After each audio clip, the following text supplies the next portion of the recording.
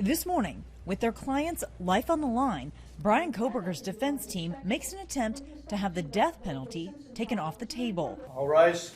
District Court is now in session. Attorneys for the man accused of brutally stabbing 4 University of Idaho students to death, arguing that the prosecutor's insistence on the death penalty violates both the Constitution and Kohberger's rights. His defense team throwing literally everything, including the kitchen sink, to try to get the death penalty off the table. In the state of Idaho, execution by firing squad is permitted if lethal injection drugs are not available. His defense team pointing to that directly, saying lethal injection is not viable. The defense is arguing that the inability to choose, but being forced to have a firing squad, is a violation of Bryan Kohberger's 8th Amendment for cruel and unusual punishment. Kohberger, now facing trial in Boise, hundreds of miles away from where the 2022 murders of Kaylee Goncalves, Madison Mogen, Xana Kernodle, and Ethan Chapin took place.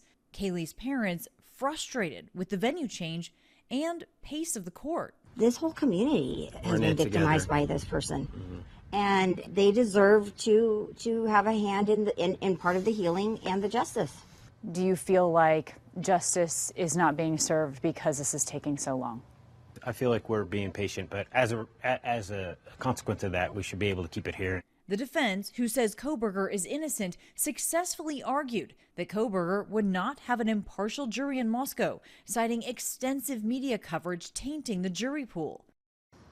Bryan Kohberger's defense team filing 13 different motions as they try to prove that the death penalty is unconstitutional. They note an ideological shift in this country, and they push back hard on the new law signed by Idaho's governor that allows execution by firing squad. This trial is slated to start in August, and next week marks 2 years since the murders.